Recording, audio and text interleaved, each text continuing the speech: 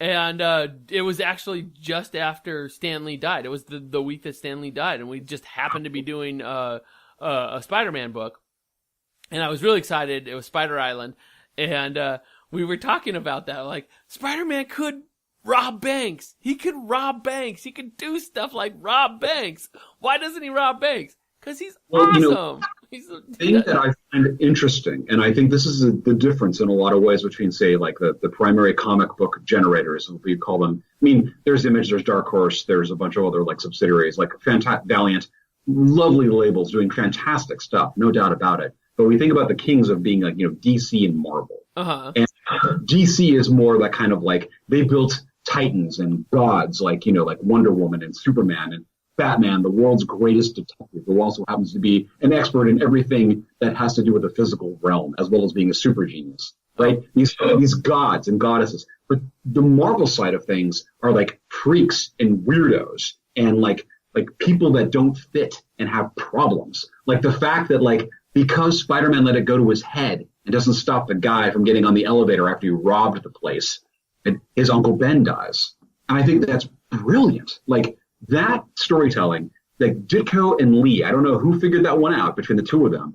The fact they put together, this is a teenager with problems, and the entire reason that his moral universe centers around doing the right thing is that moment in time and what it leads to. Like the consequence, like the stone being thrown into a pond and the ripples going in all directions and back again. I think it's brilliant. And it doesn't stop there either. It circles back, and it circles back on itself.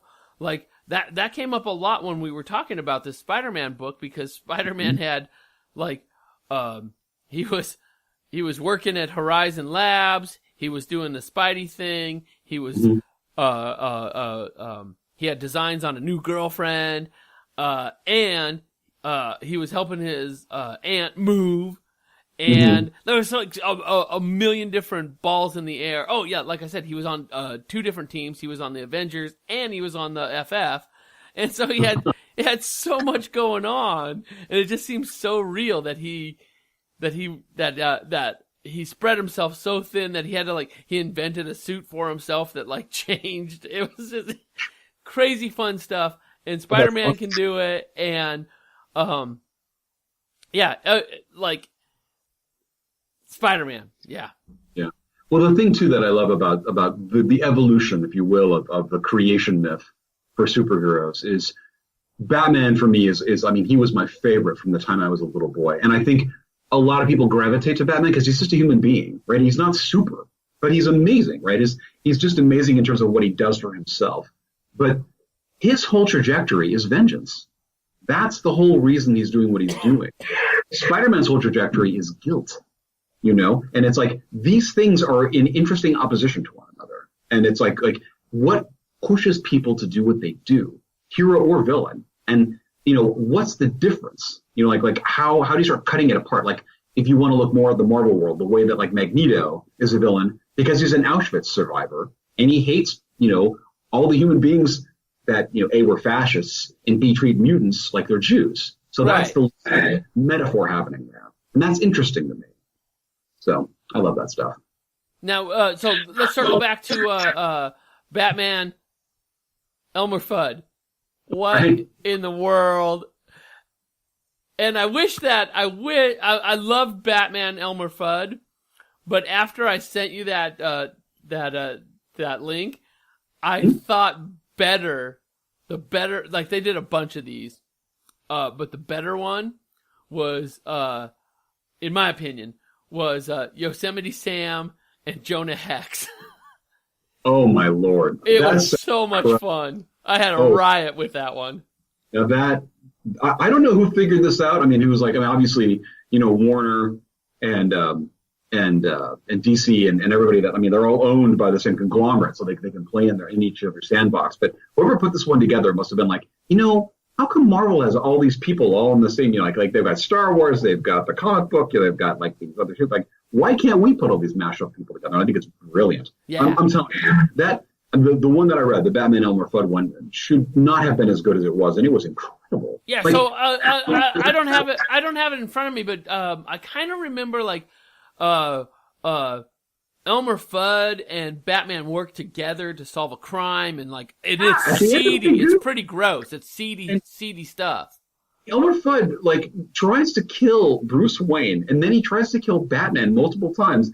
And then after Batman gets his confession out of him, he's like, "Okay, let's figure this out together." And they're like, "This is the most insane thing I've ever seen in my life." But, I mean, all the nods to all the different Looney Tunes characters that are in Porky's Bar. Oh, they're Porky's Bar, right? The specials are like Hassenpfeffer and Suffer and Succotash. Yeah. And it's just like ridiculous. It's totally silly. It's great though. Yeah, they're all these.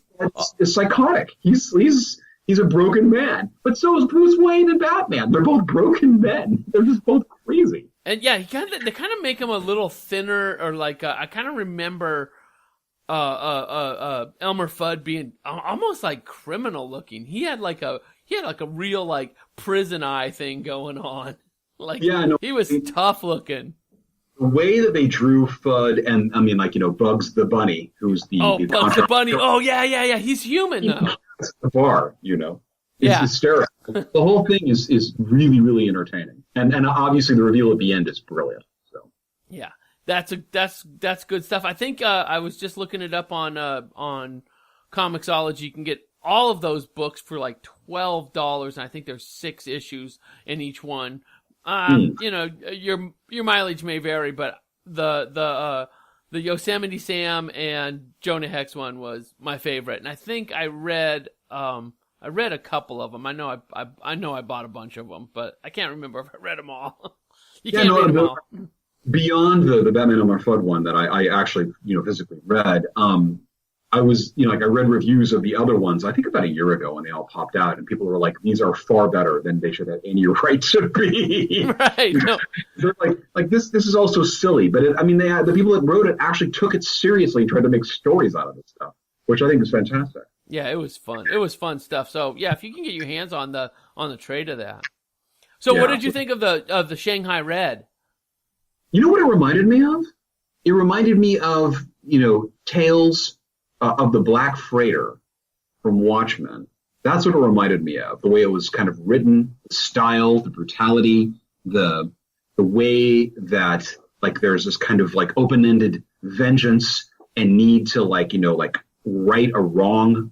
It's interesting. And even the artistic style reminded me a lot of the way they drew that. Oh, that's what I thought. Art. I love the art. Yeah, the art is just so bleak. Just these like complete splashes of red and then umber and then dark blue, and it's like wow. And then Molly /Red/Jack is a pretty interesting being. Like obviously you don't want to cross them because they take things very personally. Yeah, so the story is of an actual Shanghaied person named Jack, and he's forced out to sea, drinking and drugged and shanghaied. Mm-hmm. And he puts in his 2 or 4 years out at sea and gets very close to the shores of Portland and is not going to take any more, and basically turns on his captors and also reveals some very telling stuff. I thought this was just amazing book. I'm still reading it. I get it digitally on my subscription. I think they're at issue 7 now, issue 5 now. But it is great, and I love the Portland. I love Portland as a city, but like to see it in the 1800s, it's super cool. It's so nasty. Well, oh yeah, exactly. I mean, it's a way that like the way San Francisco once upon a time was the Barbary Coast, like years and years and years ago before it became what it is now. And it's fascinating to think of these places as like basically built out of wood. It's hard to imagine, but that's basically what they were, built out of the timber around them. So it's very interesting. I totally agree. Yeah, and the art style works perfectly well with the time, with the setting. It's bloody, it's muddy.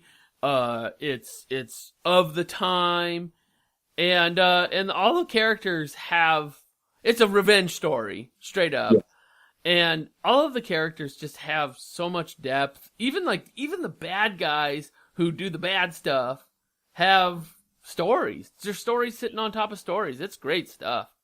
Yeah, what I like about that is that when creators flesh out their characters and they're not just kind of like cardboard cutouts, where you become invested in who they are and how they got there. Because I mean, I wouldn't call, Jack or Red a hero. I would call them a protagonist, and maybe even an anti-hero in a way, because they're driven by a motivation to settle scores in a way that like is essentially against the law.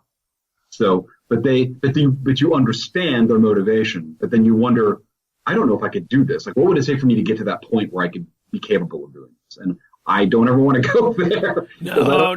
It's Deadwood. It's violent.